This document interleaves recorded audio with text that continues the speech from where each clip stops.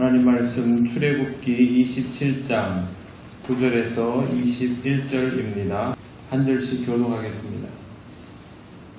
너는 성막의 뜰을 만들지니 남쪽을 향하여 뜰 남쪽에 너비가 100규빗의 세마포 휘장을 쳐서 그 한쪽을 당하게 할지니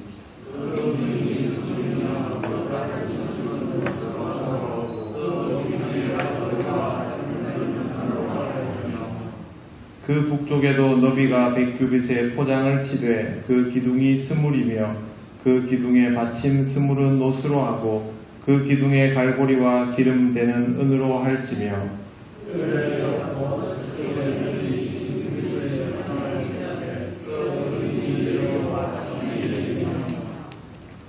동쪽을 향하여 뜰 동쪽의 너비도 50규빗이 될지며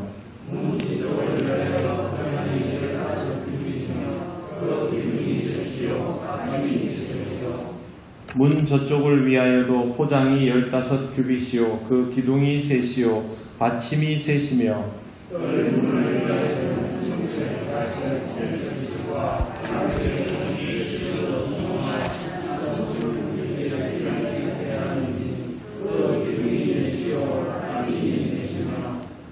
뜰 주위 모든 기둥의 가름대와 갈고리는 은이요 그 받침은 노시며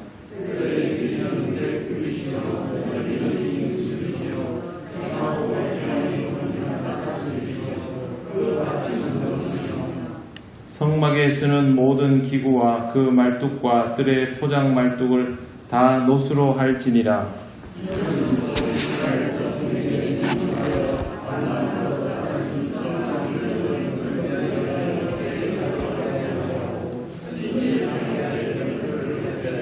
같이 읽겠습니다.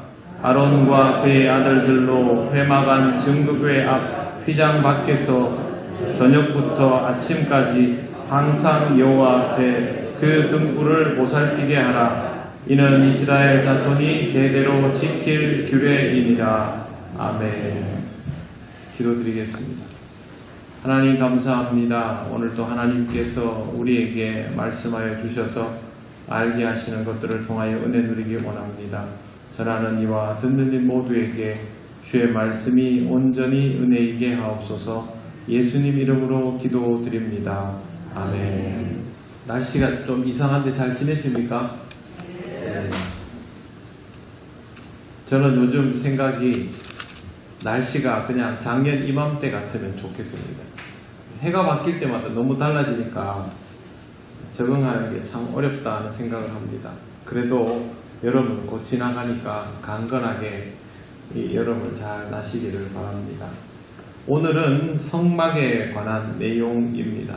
성막이라고 하면 거룩한 곳을 두른 막이라고 이해하시면 제일 쉽겠습니다.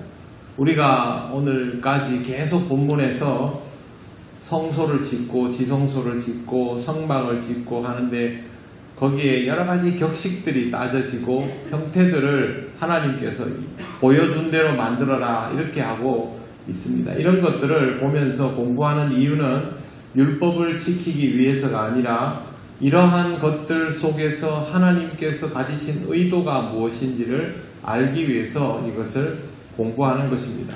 그렇기 때문에 우리는 여기에 나오는 것들의 형태를 보면서 형태만 보는 것이 아니라 그 안에 있는 의미들을 볼 수 있어야 합니다. 이것은 처음으로 성막을 만들도록 명령을 받은 이스라엘 사람들도 마찬가지였습니다. 하나님께서 뭘 만들라 그러면 그걸 만들면서 하나님께서 왜 이걸 만들라고 하셨지? 하나님께서 이걸 만들 때는 왜 이렇게 하라고 하셨지? 또 이렇게 만든 것들을 실제로 사용하면서 느껴지는 것들이 무엇인지 이제 이런 것들을 스스로 고민하고 생각해야 하는 것입니다. 우리도 말씀을 읽을 때 그런 마음을 가지고 이 말씀을 읽을 필요가 있습니다. 성막에 관하여서는 남쪽을 향하여 뜰 남쪽에 너비 100규빗의 세마포 휘장을 쳐서 한쪽을 담당하게 할지니 그렇게 되어 있습니다. 휘장이라는 말도 좋고요. 호장이라는 말도 좋습니다. 이렇게 생각하시면 됩니다. 성막이 이제 거룩한 처소이죠. 큰 공간이 있으면 이 공간이 바깥과 구별이 되려면 담이 있어야 되지 않겠습니까? 울타리 같은 게. 그런데 우리가 알고 있는 일반 건축물들은 뭐 벽돌을 쌓든지 이렇게 할 텐데 이 사람들은 했다가 옮기면 또 철거할 수 있어야 한단 말이죠. 그래서 그런 식으로 공사를 하는 것이 아니라 기둥들을 많이 만들어 놓고 그 기둥들을 가지고 거기다가 막을 둘러서 담장을 치는 겁니다. 그게 바로 성막입니다. 그러니까 이동을 할 때가 되면 이 막 둘렀던 막을 세마포로 만든 막을 걷어서 둘둘 말면 되고 기둥들은 기둥들대로 해서 다음 장소로 이동해서 거기에 가가지고 다시 100규빗, 50규빗 해가지고 맞춰서 기둥을 다 받고 그 다음에 세마포로 삥 둘러주면 울타리가 되는 것이죠. 그런데 이 울타리의 높이가 2.25m입니다. 그러니까 우리가 보통 뭐 옛날 사람들도 그렇게 크지는 않았겠죠. 우리 같은 경우도 마찬가지고 2.25m면 점프를 해도 보기 어려운 정도의 높이라고 할 수 있습니다. 그렇기 때문에 확실하게 구별을 지어 놓은 것입니다. 울타리를 이루는 기둥은 남과 북에 각 20개, 동쪽과 서쪽에는 10개입니다. 그러니까 100규빗 되는 곳은 20개, 50규빗 되는 곳은 10개인데 이게 얼마나 크냐 하면 세로 45m, 가로는 22.5m입니다. 어느 정도인지 잘 이해가 안 가시죠? 테니스 코트 크기보다 조금 더 클까? 그 정도라고 합니다. 네. 학교 운동장보다는 작고요. 학교 운동장의 절반이 조금 안 될까? 그 정도 크기. 옛날 학교 운동장, 요즘 학교 운동장 말고 제대로 된 축구장이 있던 옛날 학교 운동장의 절반이 안 되는 그런 사이즈니까 그렇게 큰 사이즈는 아닙니다. 성막에 쓰이는 기둥은 조각목으로 만들었습니다. 조각목은 아카시아 나무, 이 지역에서 아주 흔한 나무입니다. 받침은 노수로 만들고 거기에 들어가는 갈고리와 머리 싸개는 은으로 만들었습니다. 가름대도 은으로 만들고 말뚝은 노수로 만들고 줄은 기둥을 안전하게 붙들어주는 밧줄입니다. 보면 기둥과 그 세마포는 뭐 쓰다 보면 다를 수 있겠죠. 교체할 수도 있고. 근데 그 외의 것들은 쇠나 은으로 만들어서 그대로 계속 사용할 수 있도록 그렇게 했던 것을 볼 수 있습니다. 가장 기본적인 용도는 일단 외부의 접근을 차단하는 겁니다. 그냥 단순히 넘어올 수 있지 않습니까? 그걸 하지 못하도록 하는데 첫 번째 목적이 있고 두 번째는 광야에 있기 때문에 들짐승들이 얼마든지 들어올 수 있습니다. 안에 더군다나 뭐 진설병 같은 게 있으면 얼마든지 들어올 수 있지 않겠습니까? 그렇게 들짐승이 들어오는 것들을 막기 위해서 성막의 용도가 있습니다. 그런데 진짜 용도는 뭐냐 하면 이렇게 둘러놓은 곳은 이렇게 둘러놓은 곳 밖과 확실하게 구별된다라는 것이죠. 율법적으로 생각할 필요는 없지만 교회당이 우리가 교회이지만 이 교회당 건물은 우리에게 특별한 의미가 있지 않습니까? 그러면 우리가 이 교회당 건물과 교회당 밖을 똑같게 취급합니까? 그렇지 않죠. 교회당 안에 들어오는 순간부터 우리는 다른 마음들을 가지게 됩니다. 자연스러운 현상이죠. 이스라엘 사람들에게 있어서 성막도 그런 의미가 있는 겁니다. 땅은 똑같죠. 그냥 어디 가다가 여기서 당분간 우리 민족이 머물겠다 그러면 거기에 성막이 설치가 되는 것인데 사실 그 전에까지는 지금 성막이 설치되어 있던 땅 위에도 들짐승이 돌아다니고 사람이 막 돌아다니고 했지 않겠습니까? 그러나 다 세워지고 나면 여기서는 거룩한 처소가 되는 겁니다. 경계를 확실하게 짓는 것이죠. 그런 의미에서 성막은 이런 뜻이 있습니다. 하나님과 세상 사이를 확실하게 선을 그어 놓는다라는 의미가 있습니다. 여기는 하나님께서 거룩하게 구별 지어 놓은 곳이라는 뜻이죠. 그 땅 자체가 신성하다는 것이 아니라 하나님께서 그곳에 머물라 하면 그곳에서 일정 구역은 하나님 앞에서 거룩하게 구별된 곳으로 사용하도록 이스라엘 백성을 훈련시키는 겁니다. 교회당 건물이 지어져 있으면 이 땅 자체가 거룩한 것이 아니라 하나님께서 이 건물을 통하여 우리가 하나님을 확실하게 만나야 하는 처소가 무엇인지에 대해서 훈련하도록 하시는 거죠. 하나님이 교회당 건물 안에만 있는 게 아니지 않습니까? 바깥에도 계시고 어디에도 계시죠. 이스라엘 백성에게 있어서 하나님이 성막 안에, 성소 안에만 계시는 것은 아니지 않습니까? 그러나 이곳을 통하여 더 확실하게 훈련할 수 있도록 안과 밖에 경계를 지어 놓았다라는 것입니다. 우리는 성경에 나오는 이런 내용들을 볼 때마다 이스라엘이 초보자라는 사실을 유념하고 있어야 됩니다.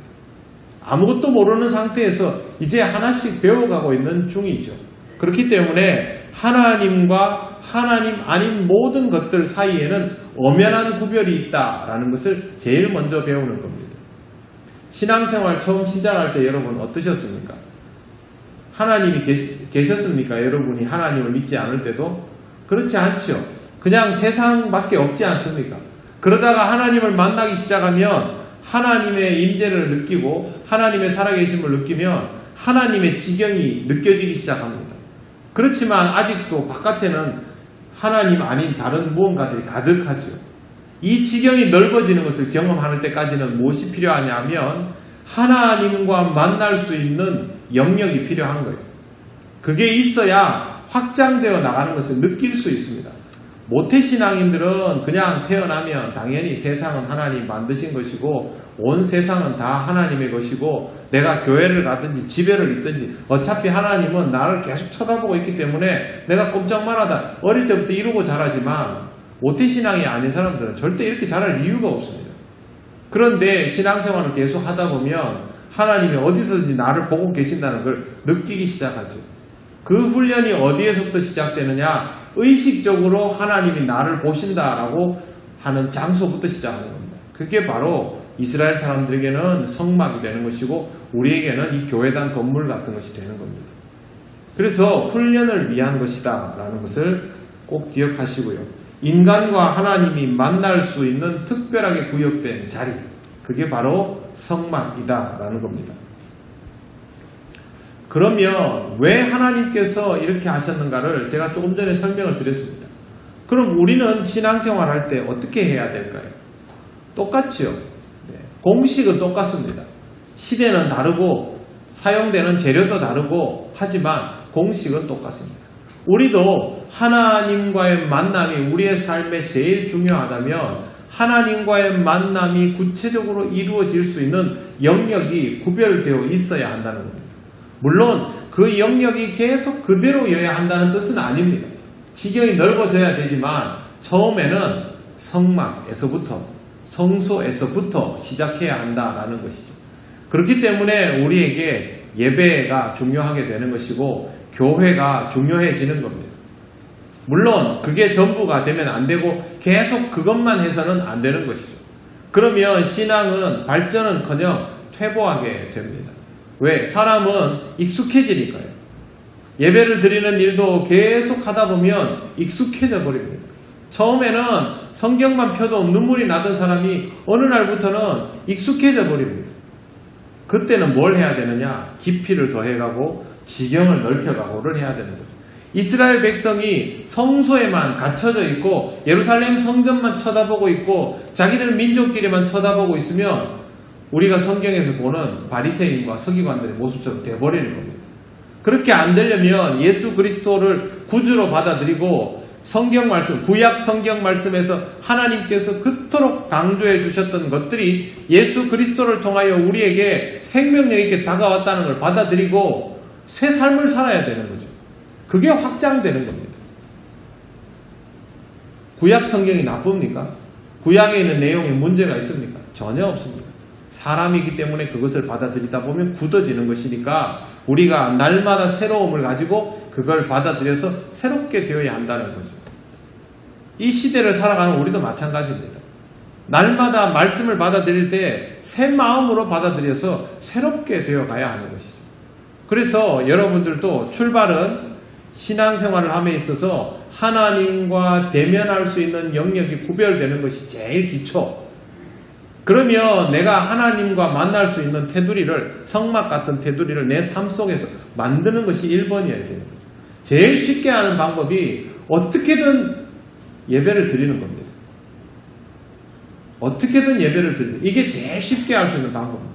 내가 성막을 안 쳐도 성막이 존재하기 때문에.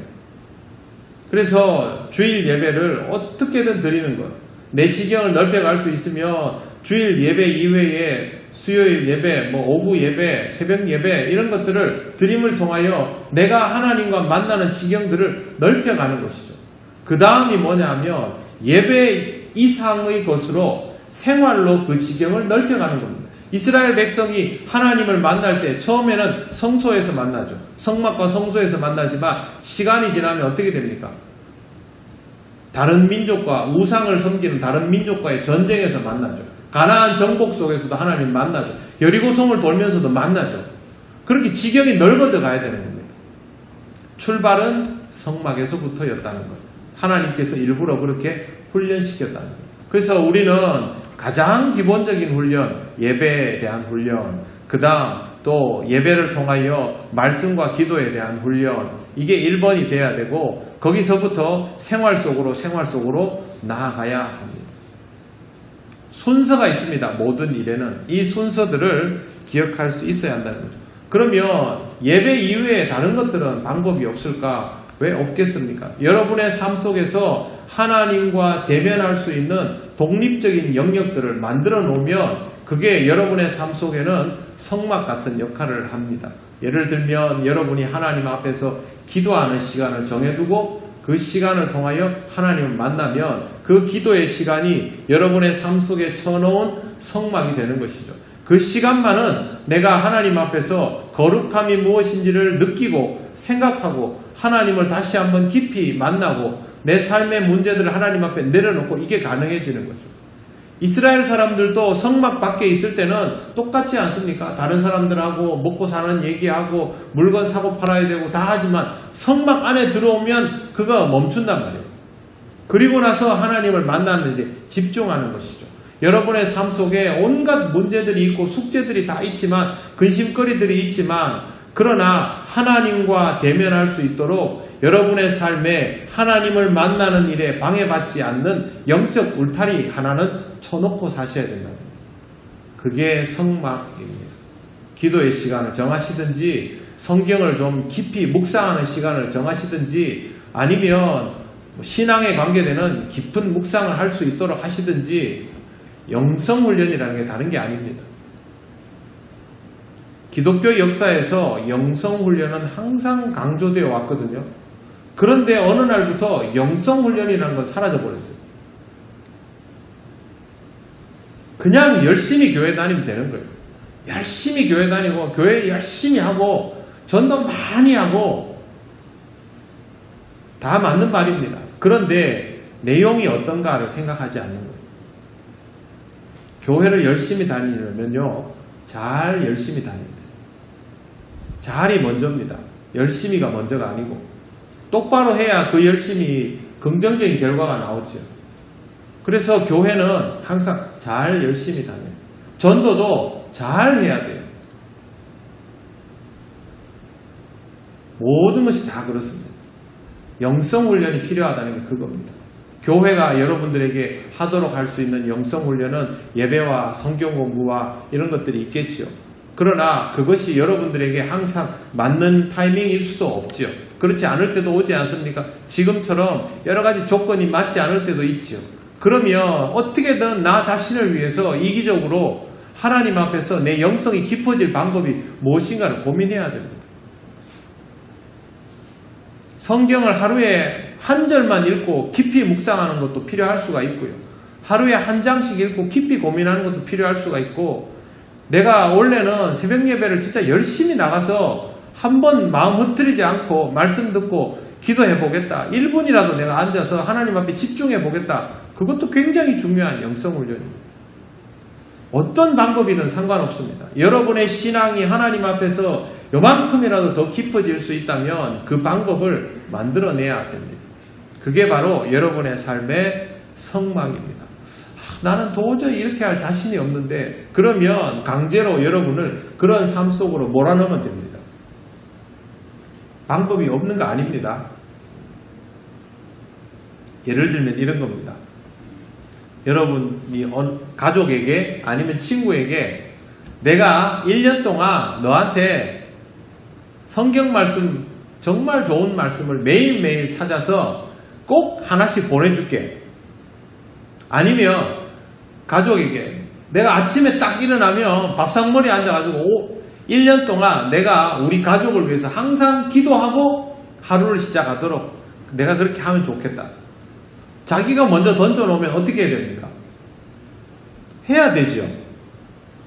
그게 필요합니다.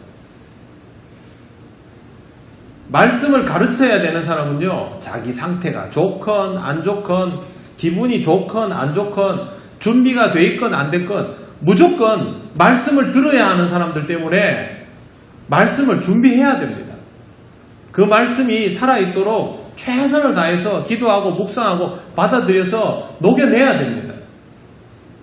누군가를 위해서 내가 그렇게 해야 된다는 거죠. 만약 스스로 할 수 있는 사람이 아니다라고 스스로 생각이 되면 여러분이 다른 사람 앞에서 약속을 해버리십시오. 그러면 여러분은 기도해야 되고 말씀 읽어야 되고 해야 돼요. 무조건. 가정예배를 내가 1년 동안 올해는 내가 가정예배를 뭐 내가 다 하겠다. 아니면 무슨 요일은 내가 다 하겠다. 자기가 미리 올무를 쳐놓는 거 아닙니까? 그럼 해야죠. 사랑하는 자녀들에게 매일매일 신앙의 권면을 하겠다. 약속했어요. 그러면 여러분 그냥 아침마다 일어나가지고 아무 얘기나 막 카톡에다가 써서 보낼 수 있습니까? 그렇다고 매일 성경 구절만 하나씩 딱딱 써고 보내고 끝낼 수 있겠습니까? 여러분이 무슨 말이라도 하셔야 되잖아요. 그러려면 성경을 읽어야 되는 거예요. 이렇게 스스로에게 족쇄를 채우십시오. 그게 바로 여러분의 삶 속에 칠 수 있는 성막 같은 겁니다. 누가 해주지 않습니다. 하나님 앞에서 자기 스스로 특별한 영역, 하나님을 만날 수 있는 특별한 영역을 강제로 만드시기를 바랍니다. 아마 제가 보건대 이미 이렇게 하고 계시는 분들 있을 거예요. 이런 분들은 신앙생활을 굉장히 잘 영위하시는 분들일 것입니다. 성막의 의미는 이런 겁니다. 아무리 기둥을 뭐 몇십 개를 받고 휘장을 둘러놔도 이게 무슨 뜻인지를 모르면 소용이 없는 것처럼 오늘 우리가 이 말씀을 읽고 내 삶 속에 내 영혼이 하나님과 만날 수 있는 특별한 공간을 만들어 놓아야 되겠다는 생각을 못하면 이 성경 말씀을 읽어도 의미가 없는 겁니다. 자동으로 안 되면 강제로라도 여러분의 삶을 그렇게 하십시오. 운동할 때 그렇게 하지 않습니까? 운동 왜 돈 내고 합니까? 시설이 좋기도 하고 하겠지만 돈 내놓으면 아까워서라도 하거든요. 똑같은 이치입니다. 성경 말씀도 그렇게 안 할 수 없다, 안 읽을 수 없도록 기도를 하지 않을 수 없도록 그렇게 스스로 울타리를 만들어 가시기를 꼭 바랍니다. 그 다음에 20절 말씀에 보시면 뭐가 있냐면요. 등불 기름에 관한 이야기가 나옵니다. 너는 또 이스라엘 자손에게 명령하여 감나무로 짠 순수한 기름을 등불을 위하여 내게로 가져오게 하고 끊이지 않게 등불을 켜되 이렇게 됐습니다. 제일 먼저 생각해야 되는 것이 뭐냐면 성소 안에는 등불이 켜져 있어야 됩니다. 꺼지면 안 됩니다. 그러면 이 불을 지켜야 되겠죠. 교대를 해서라도 불을 지켜내야 됩니다. 이 불을 꺼지면 뭐가 되냐면요. 이 불 꺼지면 하나님 앞에서 신앙의 불도 꺼지는 게 되는 거예요. 이스라엘 사람들은 그런 의미가 있습니다. 이걸 꺼트렸다. 그러면 하나님 앞에서 이건 깨어있는 상태가 아니다. 그래서 아마 필사적으로 이 등불을 지키기 위해서 했을 겁니다. 등불은 그런 의미가 있습니다. 그 다음에 이 등불은 감나무로 짠 순수한 기름입니다. 전승에 의하면 성소 등대에 사용되는 감람 기름은 압착을 하지 않고 열매를 돌로 찧어가지고 거기에서 나온 기름을 바구니에 흘러 부어서, 바구니가 뭐냐 하면 이게 구멍이 고운 바구니입니다. 여기에서 채를 걸러가지고 찌꺼기 하나 안 남도록 해놓은 거예요. 기계를 해가지고 막 한꺼번에 넣어가지고 막 꽉 짜내고 이런 게 아니고요. 일일이 돌로 막 돌로 빻아가지고 거기서 바위를 타고 졸졸졸 흘러내리는 얼마 되지도 않는 양의 그 기름을 다시 밑에 옛날 사람들 바구니채로 걸러가지고 거기서부터 똑똑똑 떨어지는 기름을 모아서 한 거예요. 그 다음에 일반적인 관유와 달리 향품을 전혀 넣지 않았습니다.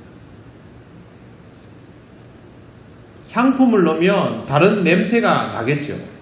그런 것도 하나도 없이 정말 순수한 그대로를 말하는 겁니다. 그래서 순결한 기름이라고 합니다. 순결한 기름의 의미는 하나님께 태워 올려 드릴 우리의 순결한 상태, 그런 뜻입니다.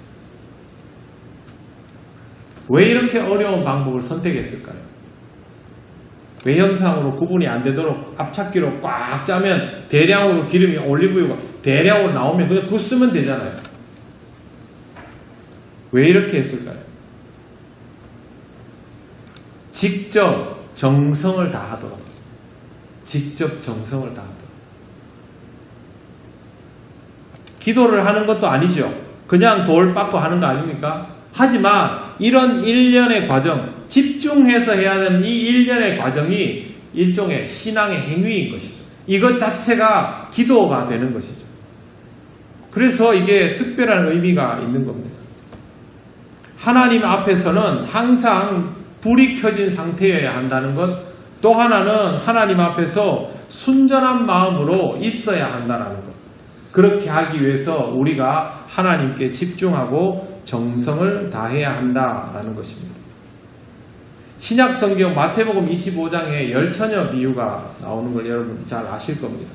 거기 보면 이제 등불을 들고 신랑을 맞이하러 가는 열처녀가 나오죠. 근데 신랑이 빨리 오지 않습니다. 이 처녀들이 전부 잠이 들어버리죠.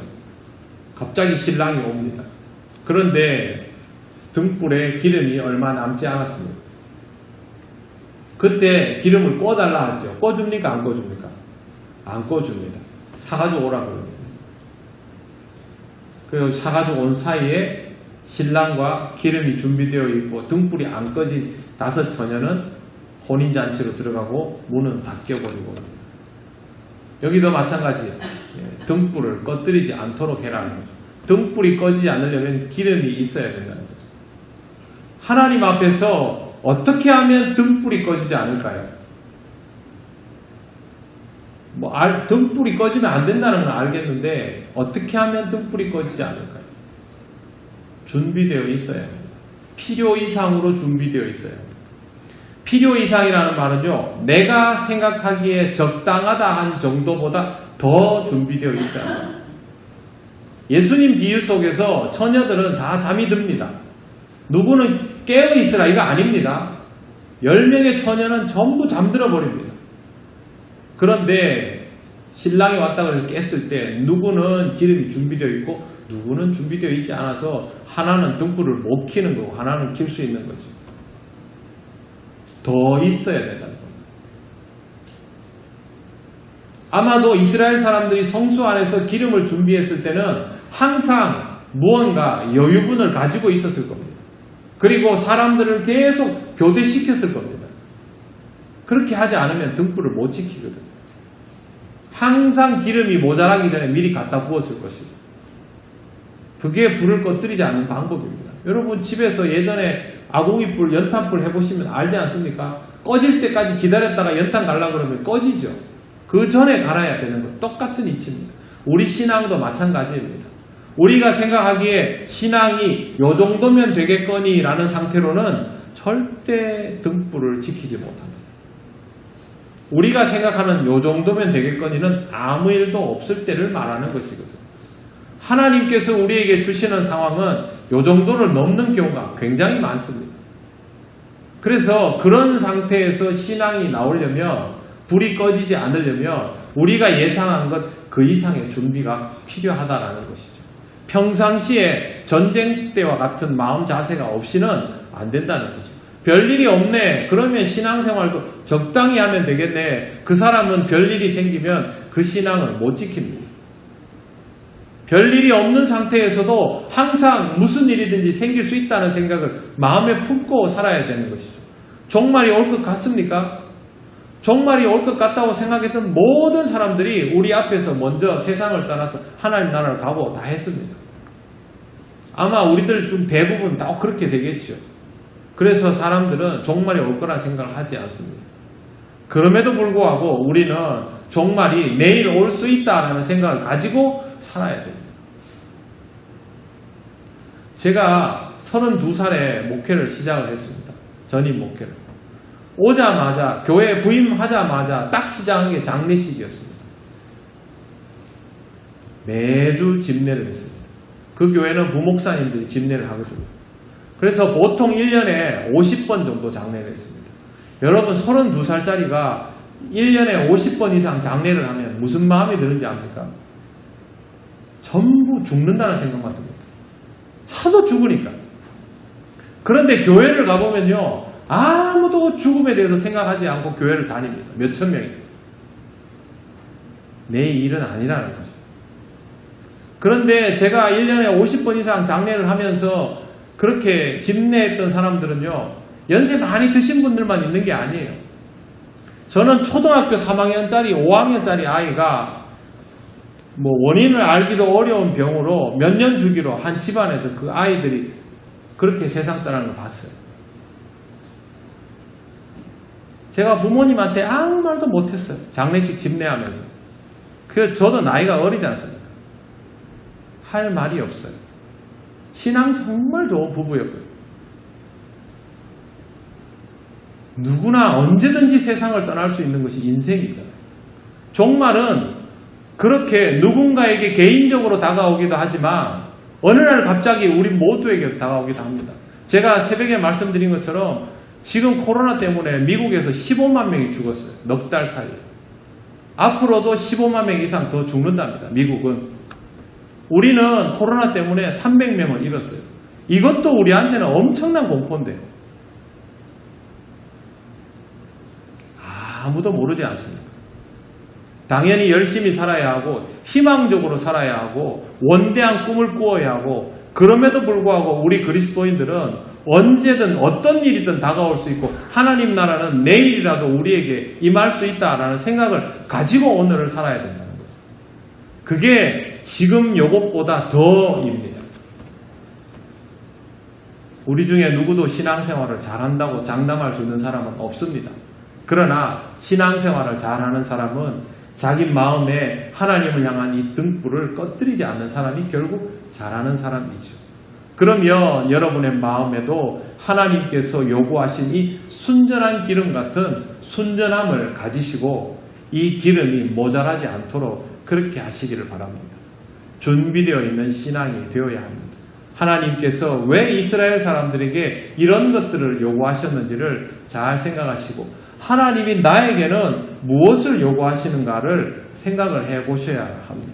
그래야만 하나님 앞에서 조금씩 더 나은 상태가 되어갈 수 있습니다. 누구도 처음부터 신앙생활을 잘 하지는 못합니다. 하지만 이렇게 조금씩 훈련을 해 나가다 보면 내 신앙이 굉장히 많이 자라나 있다라는 생각을 하게 되실 겁니다. 여러분 중동 지방에 가서 사역을 하는 분들 중에는 자기가 어떤 사람인지 노출하지 않고 사역하는 분들이 굉장히 많이 있습니다. 목회자도 물론이지만 목회자가 일부러 신학을 공부하고도 안수를 안 받고 거기 가서 다른 직업으로 살아가는 분들이 있습니다. 그분들이 예배를 드릴 수 있겠습니까? 용케 모이면 가까운 사람들끼리 우리나라 교민들끼리 그렇게 예배를 드리죠. 하지만 그렇게 예배 드려봐야 우리가 가정에서 몇 명 모여서 드리는 예배 그게 다죠. 우리가 생각하는 이런 예배는 드릴 수 없습니다.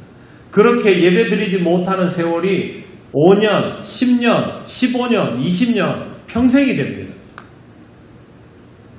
만약 우리가 예배를 드리지 못한 채로 성경을 읽을 수 없는 환경에서 그런 상태에서 5년, 10년, 15년, 20년이 진행돼 버리면 그럼 그때도 우리 신앙이 지금 같을까?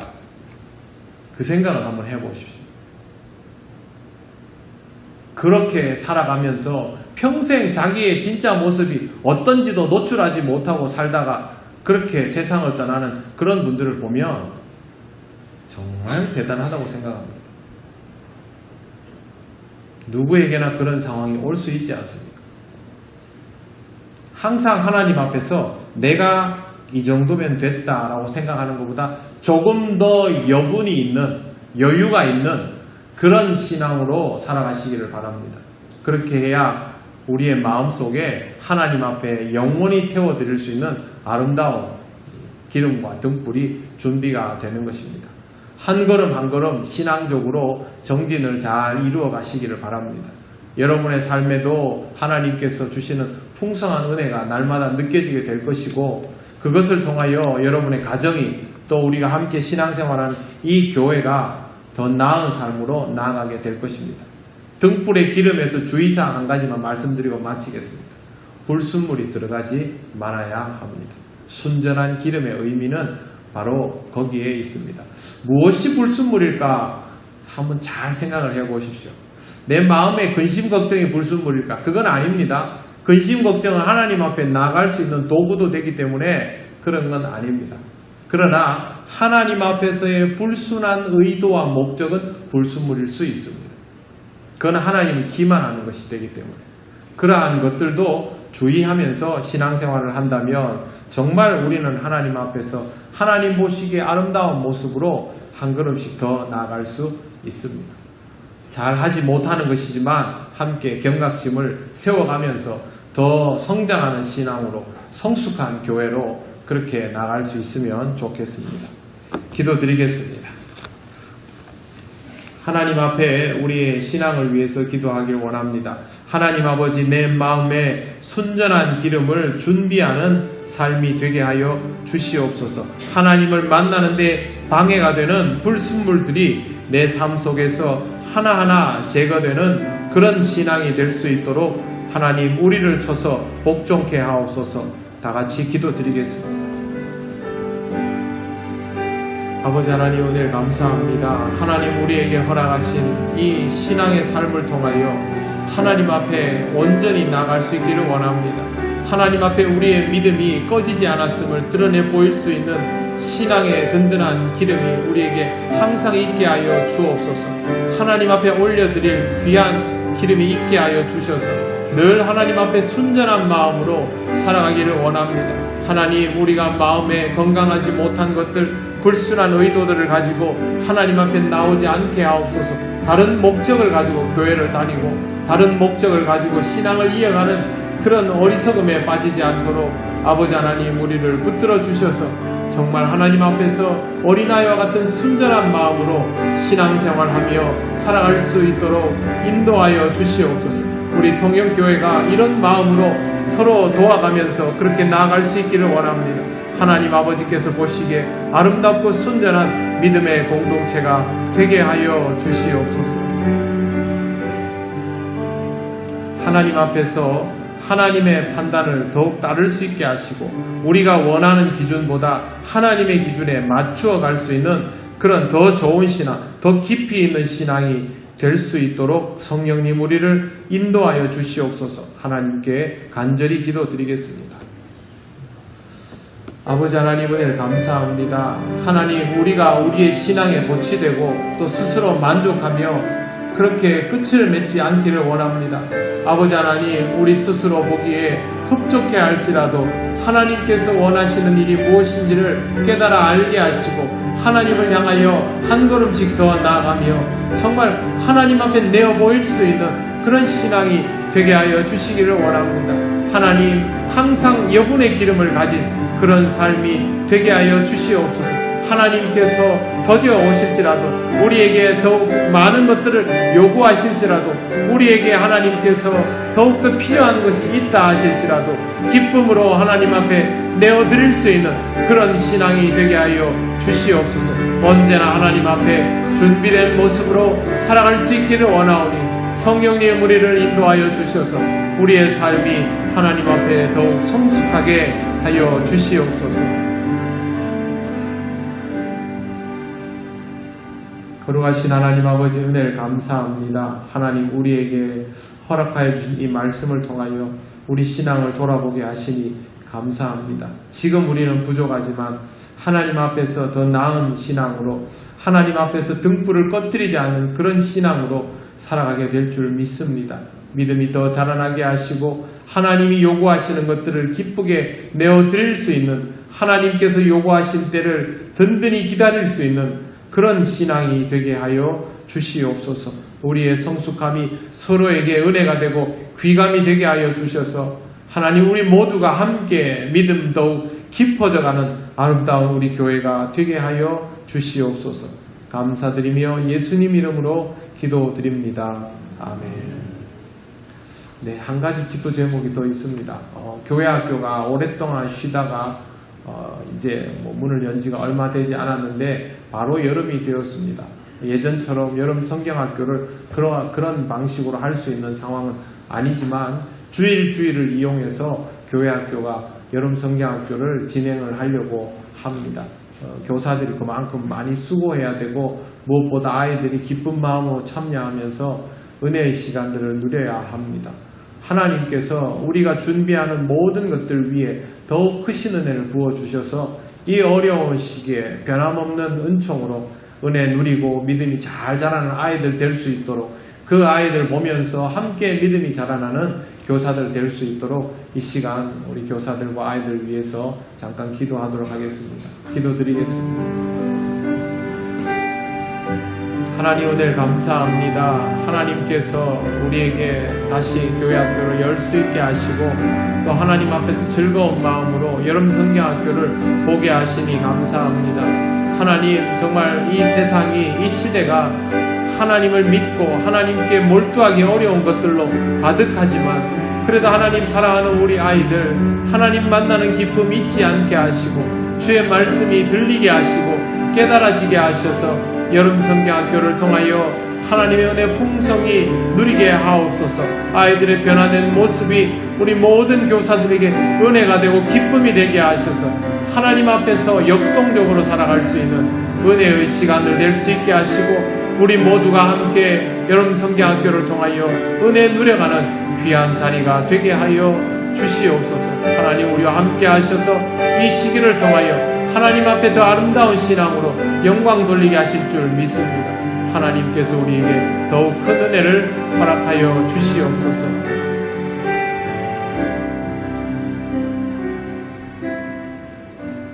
아버지 하나님, 은혜 감사합니다. 하나님께서 우리 교회학교 사랑하는 아이들에게 또 함께하는 교사들에게 그리고 우리에게 기쁨으로 섬기는 모든 주의 종들에게 큰 은혜를 주실 줄 믿습니다. 어떤 시대에도 하나님의 역사는 살아있었고 은혜 받는 종들은 끊이지 않았음을 기억하며 우리에게도 그와 같은 일이 있기를 간절히 원하오니 성령님 역사하여 주셔서 모든 순간순간들이 은혜의 시간, 은혜의 자리가 되게 하여 주시옵소서. 우리 모든 교우들도 마음을 함께하여 또 서로 돕고 기도하고 중보하고 격려하며 또 위로하고 권면하며 함께 그 은혜를 누려가는 귀한 시간이 되게 하여 주시옵소서. 감사드리며 예수님 이름으로 기도드립니다. 아멘.